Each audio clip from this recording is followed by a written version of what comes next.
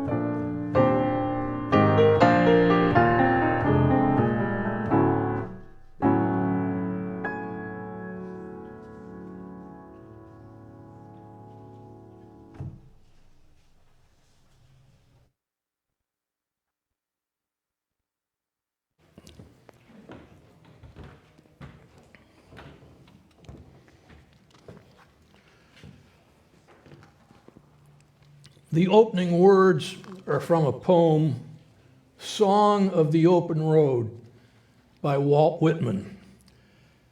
These few lines of poetry, I think, could be very appropriate for a high school graduation ceremony or for any Unitarians seeking intellectual and spiritual growth. Afoot and light-hearted, I take to the open road, healthy, free, the world before me. Whoever you are, come travel with me. However sweet these laid-up stores, however convenient this dwelling, we cannot stay here. However sheltered this port, and however calm these waters, we must not anchor here. We will go where the winds blow, waves dash, and the Yankee clipper speeds by under full sail. Forward, after the great companions, and to belong to them. They too are on the road. To know the universe itself as a road, as many roads, roads for traveling souls.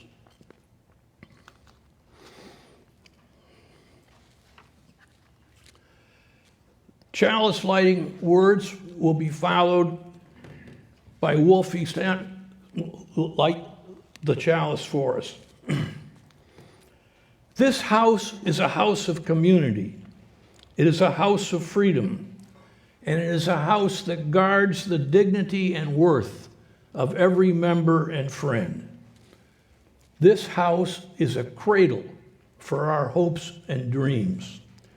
It is a repository for memories of our predecessors, and it is the workshop of our common endeavors.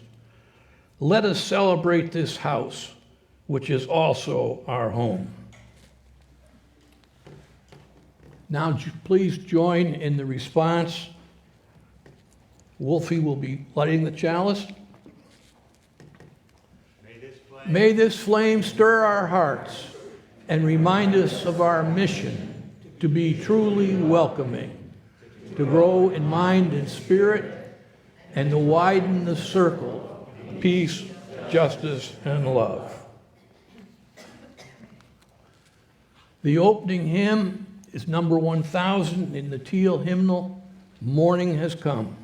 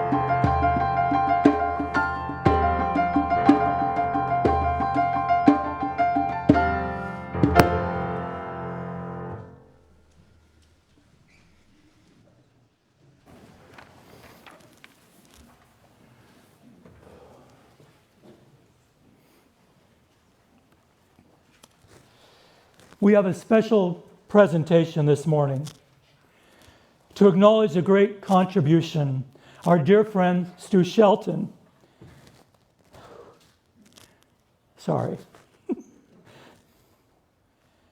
the great contribution our friend Stu Shelton made during the many months we were streaming live from an empty sanctuary. I had the great joy and privilege to work with Stu when I helped out on several Sundays while leading hymns. His wonderful style, arrangements, musical guests, and presence was like a soothing balm, a comfort during those difficult months. I consider him a special friend, and I am so pleased for us to honor him today. Stu, can you come up? And Tony and Martha Cornell, our music committee chair. I'll be right here.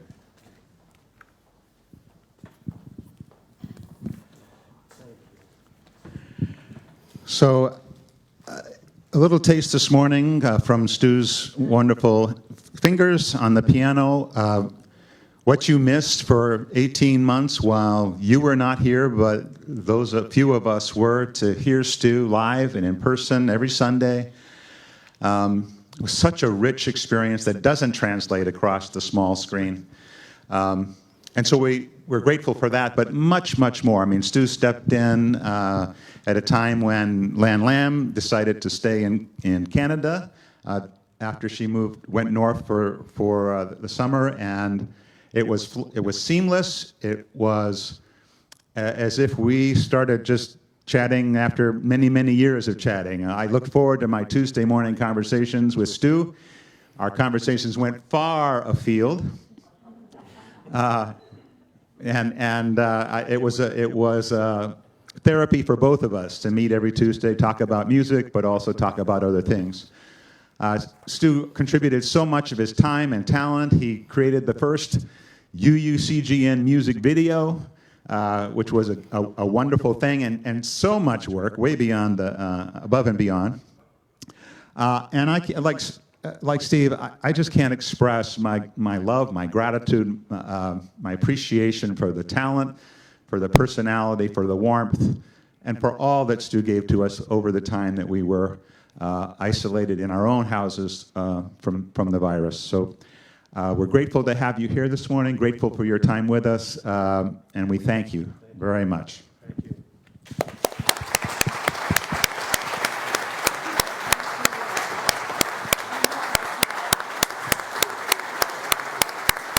You want to say anything?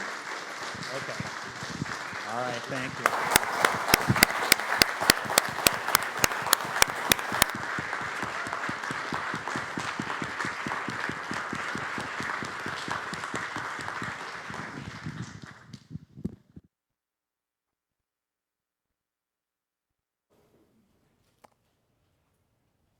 Let's sing together our centering hymn, number 6 in the gray hymnal, Just as Long as I Have Breath.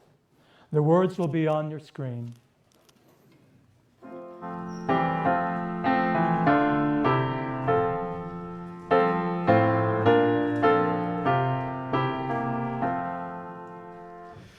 Just as long as I have breath, I must answer yes to life.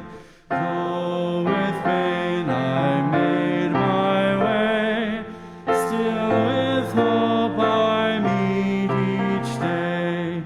If they ask what I did well, tell them I said yes to life. Just as long as vision lasts, I must answer yes to truth. In my dream and in my dark, always that elusive spark. If they ask what I did well, tell them I said yes to truth. Just as long as my heart beats,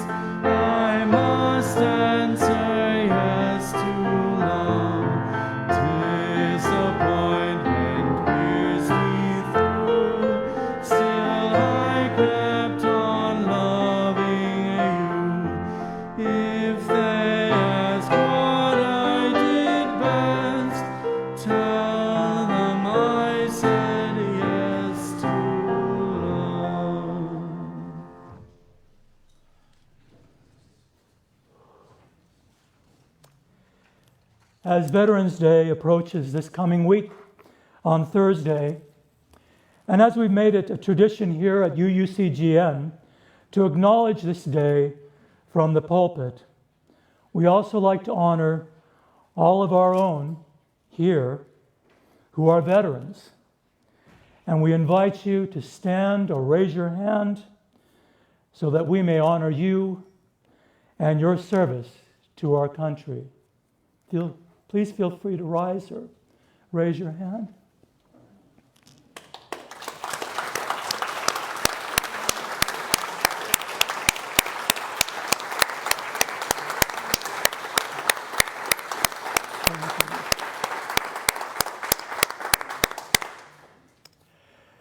And at this time in the service, we acknowledge our concerns for friends and family, loved ones that might be struggling with illnesses or other difficulties. Perhaps there are some milestones events happening that are filling our hearts with joy, others that are creating anxiety.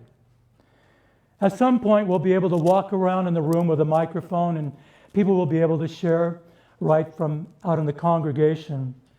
But for now, I invite you to say those loved ones' names or mention those events that are in your hearts. And as I move my hand from my left side of the sanctuary to the right, just call those out audibly, or you can just think about them in silence as we take a little bit of time to think of all those joys and sorrows. Okay?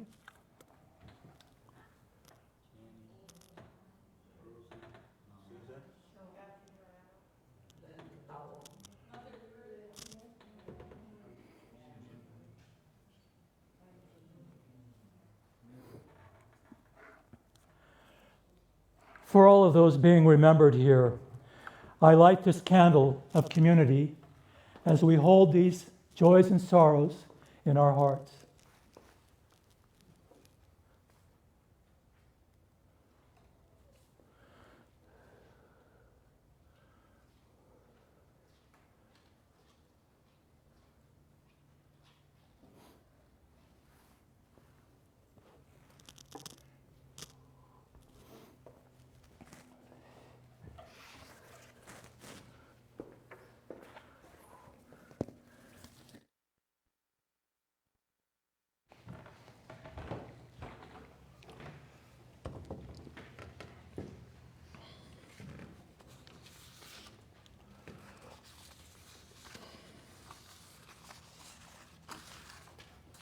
In this meditation, I call for you to be introspective.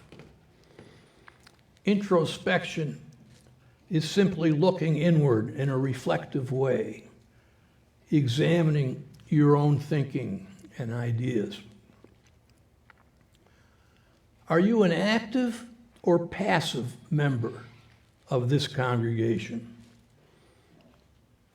What is your commitment to UUCGN?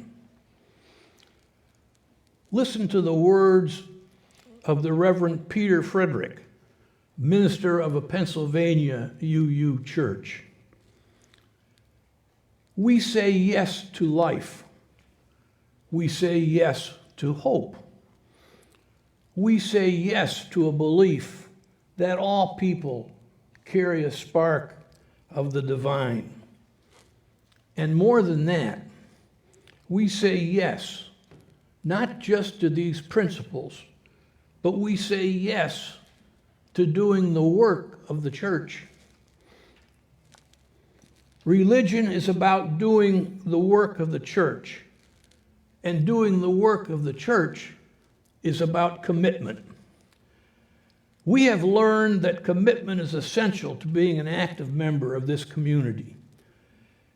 And we have learned that it is expectations of our members' commitment of time, talent, and treasure which bind them to this congregation and to one another. And it is this binding together which accounts for the warmth and love we feel When one of us is suffering or hurting or grieving, as well as when we are joyous and celebrating and smiling. During these moments of meditation, let us ponder the notion of commitment and ask ourselves, what is my commitment to UUCGN, and how well am I living out that commitment? Let us enter the silence together.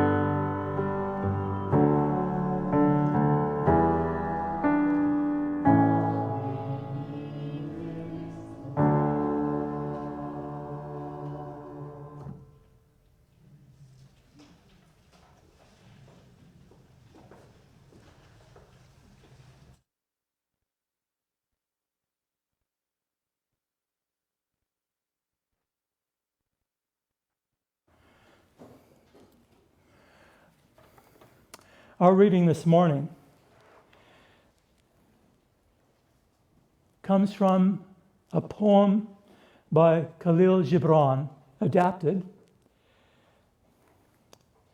You give but little when you give of your possessions. It's when you give of yourself that you truly give. There are those who give little of the much they have, and there are those who have little and give it all.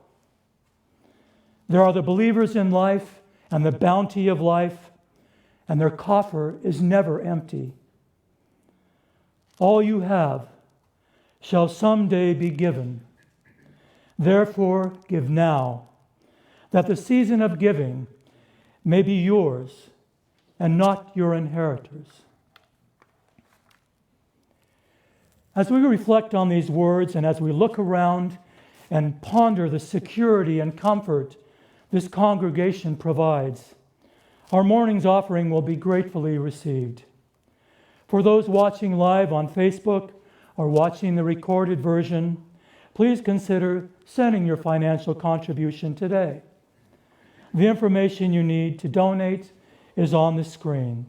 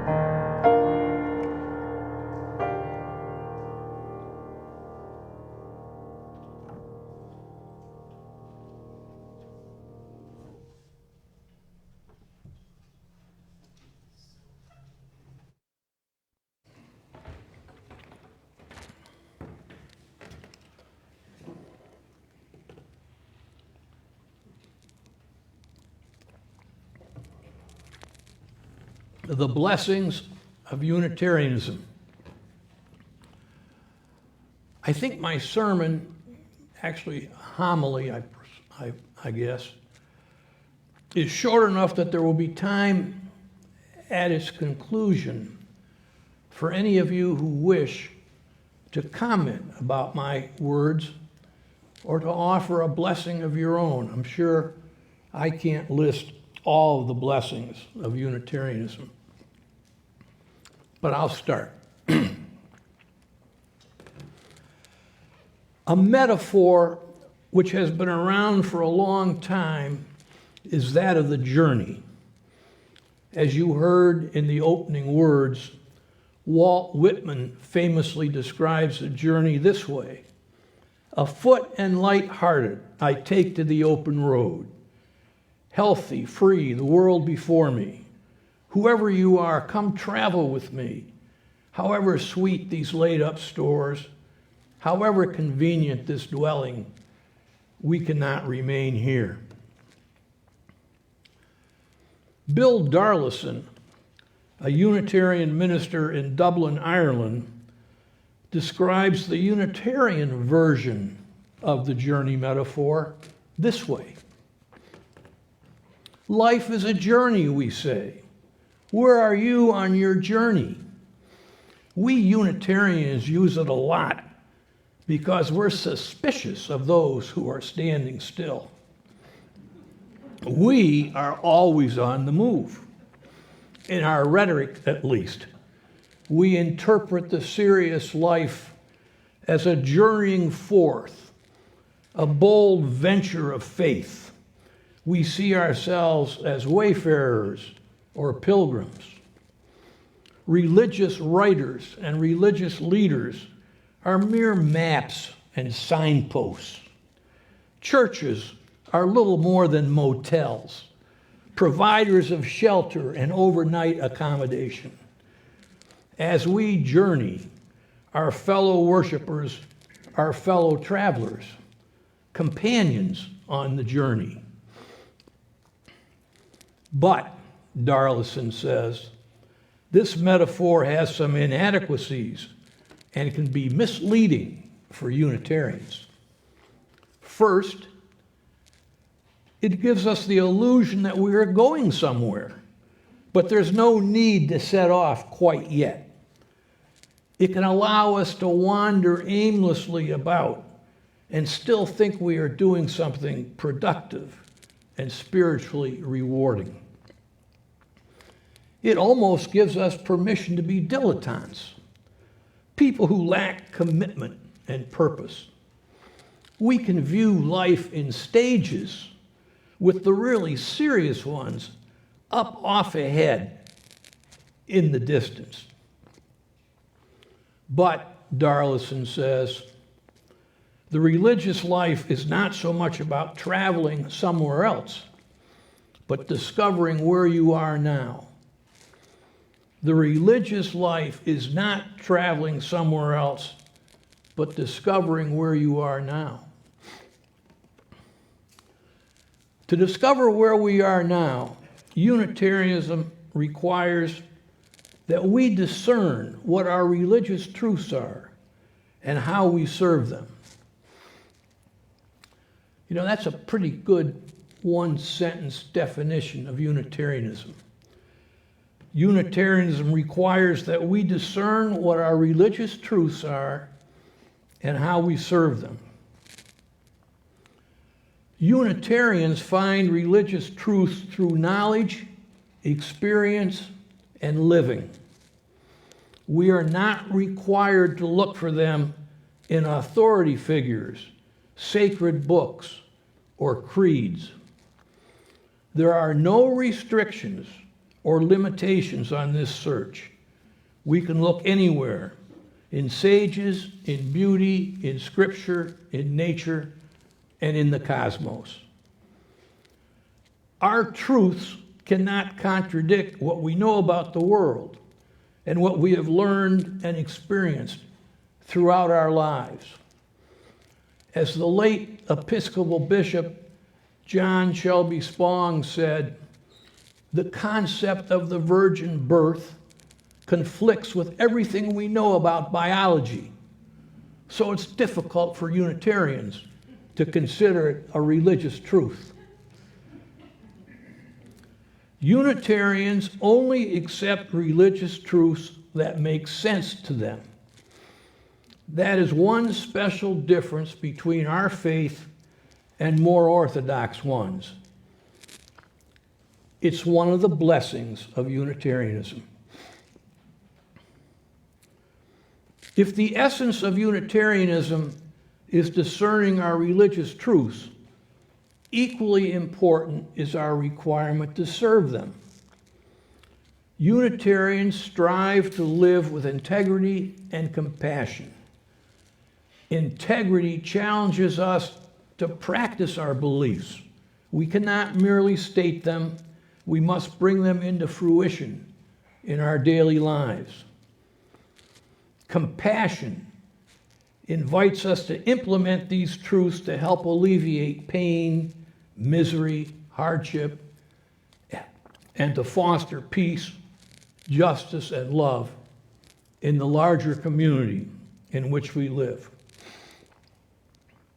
While we do this individually in our daily lives, our denomination and our congregation are committed to social justice, so we collectively engage in many of these activities.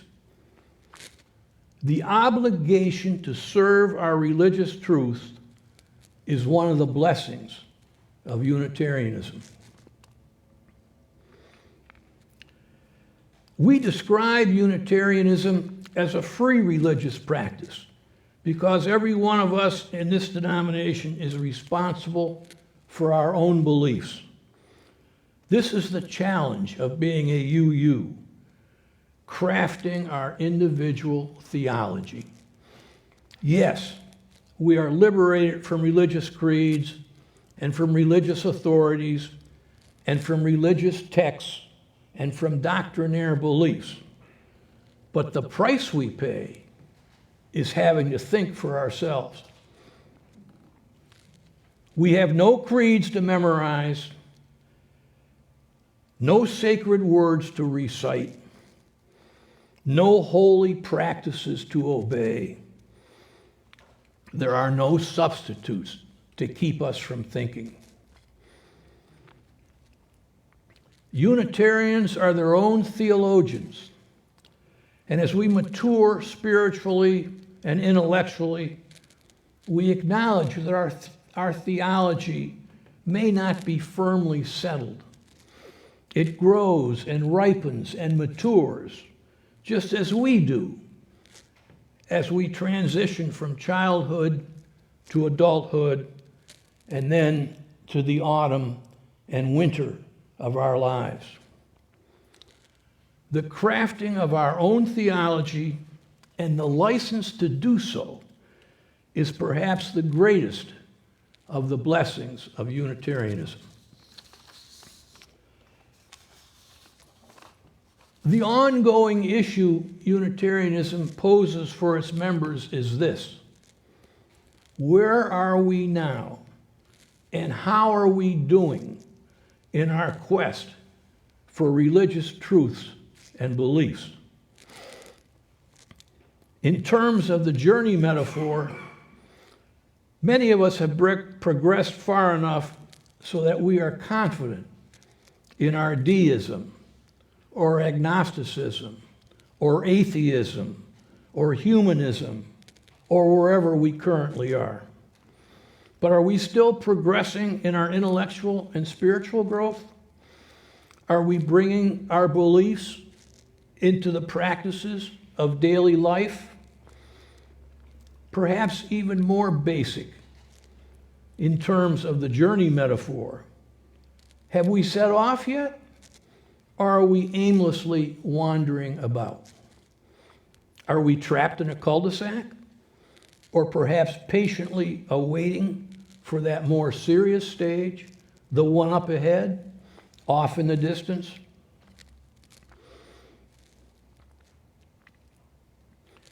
Each of us is responsible for answering those questions.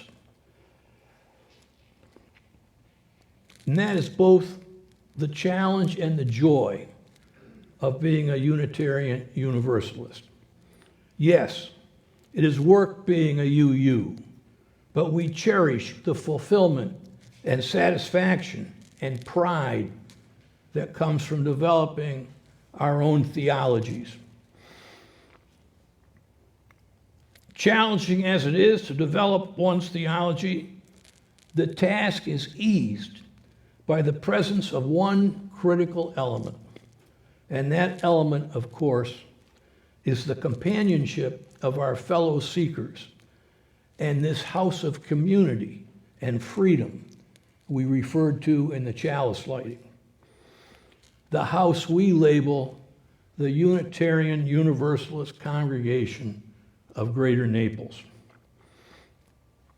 As we gather in the sanctuary today, pause and acknowledge how blessed we are.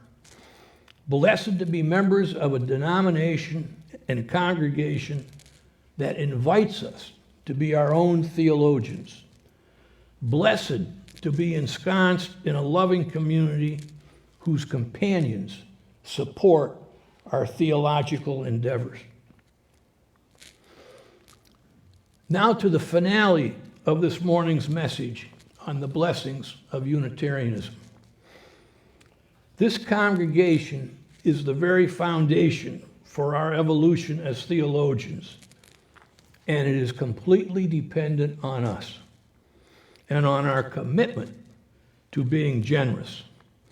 This sanctuary, this building, this congregational community, everything you see and feel around us is attributable to generosity and commitment. And it's not just the generosity and commitment of we current members, but that of all those members who preceded us, those who founded this congregation 46 years ago, those who strengthened it as they passed through, and now those who are here. And generosity means more than just pledges to an annual stewardship drive or the Sunday offertory, though those certainly are important. Commitment and generosity also mean giving our time and talent to the community we love. As Kahlil Gibrand says, you give but little when you give of your possessions. It is when you give of yourself that you truly give. It is when we are generous and committed and give of ourselves that we truly merit the blessings Unitarianism bestows upon us. May it be so.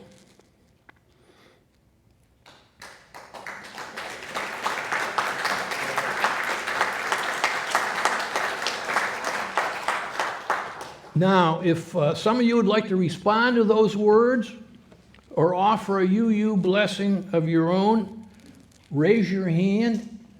Steve or Tony, they're arguing about who gets to do it. We'll come to you with a microphone. It looks to me like Tony's winning the argument. He's got the mic. Okay, Steve. Anybody wants to speak up? Raise your hand. Holy cow, I've never seen so many silent Unitarians. Absorbing the wisdom, says Tony.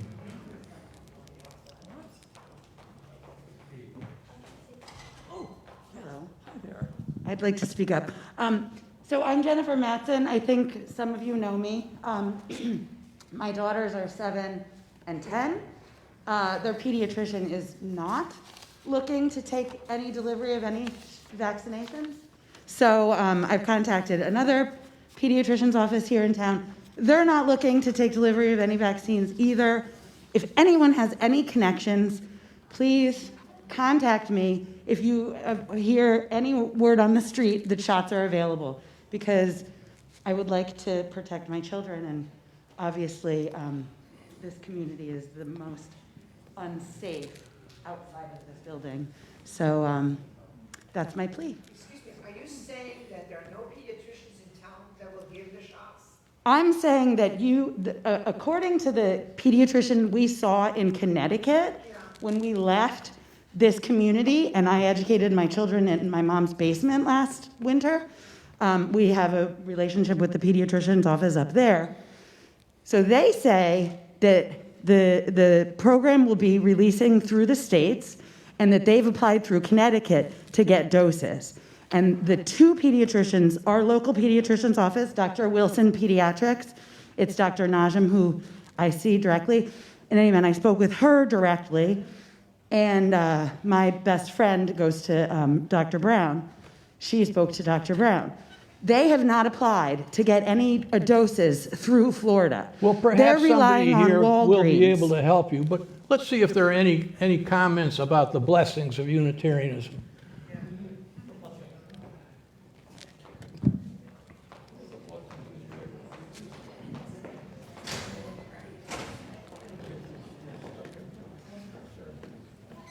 Thank you, Walt. We need to be reminded of those values. My question is, looking back at the history of Unitarianism, we evolved from Trinitarianism because we no longer believed in the Trinity. The Catholics believe in quadrinity because the Mother Mary has become a god. Where do we go from here? Why are we still called Unitarians since most of us don't really believe in God?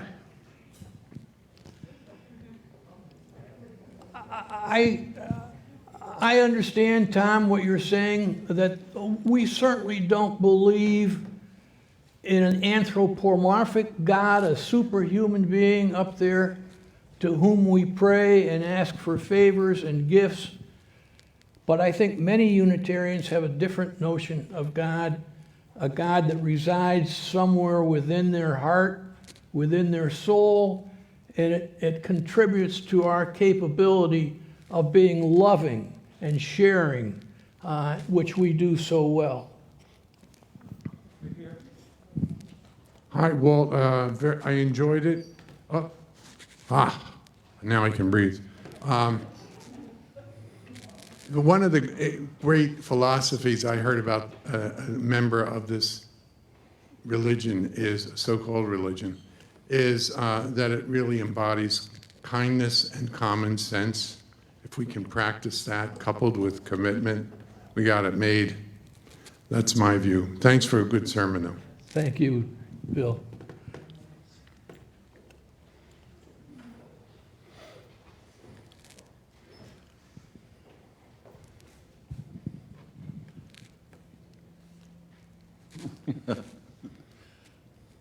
Thank you for a remarkable summary of what freedom really means. Around this country now, there's a total misrepresentation of freedom. Freedom to run stoplights, freedom to go the wrong way down the highway. Freedom, it's awful. But your description of the freedom I treasure so much. Throughout my childhood, I was taught in a Catholic hierarchy things that really didn't mean much to me.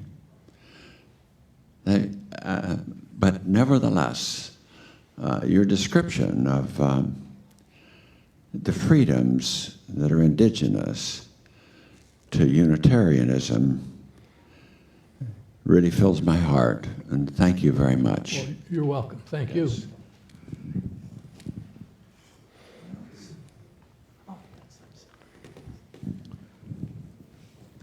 Thank you so much for a wonderful meditation, and I appreciate it. And don't take this as a criticism, but I didn't know I joined a church.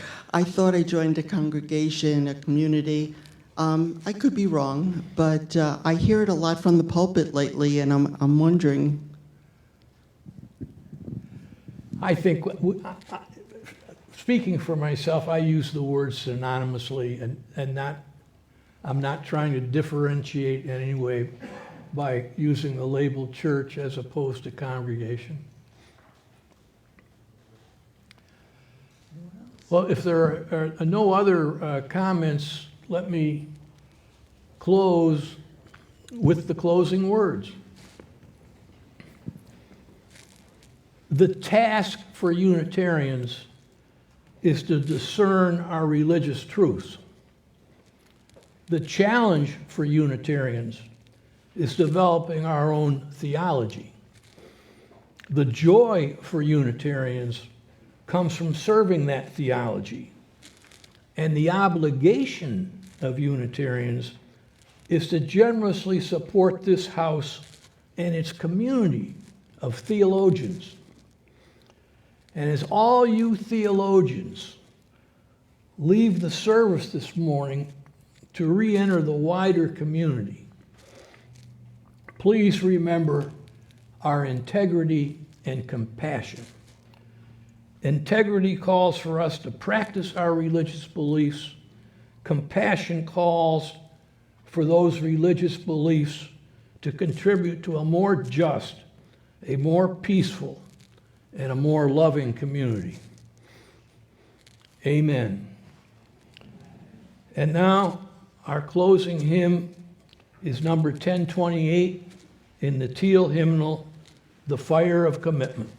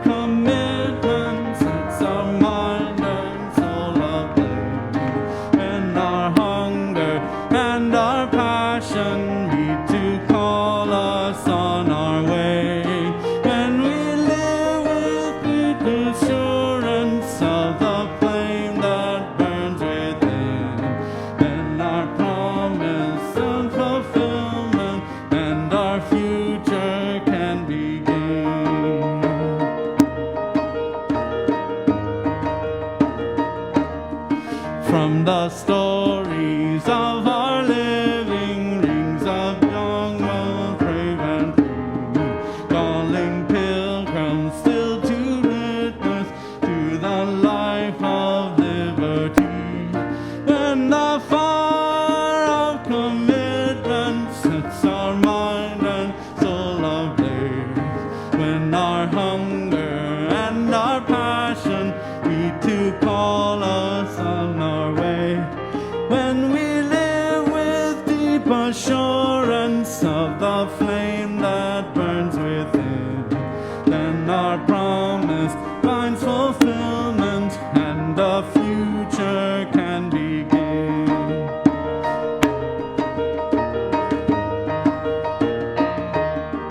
From the dreams of youthful vision comes a new prophetic voice, which demands a deeper justice built by our courageous choice.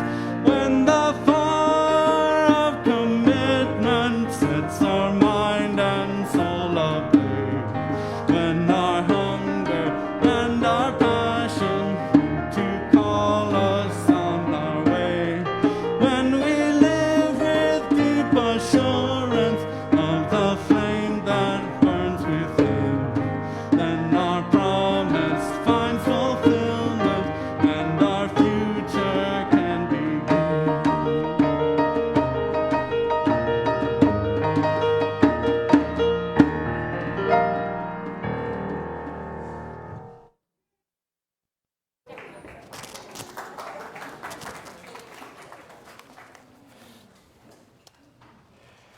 And now, go out into the world in peace.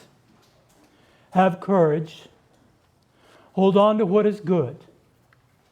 Return no evil for evil. Strengthen the faint-hearted. Support the weak.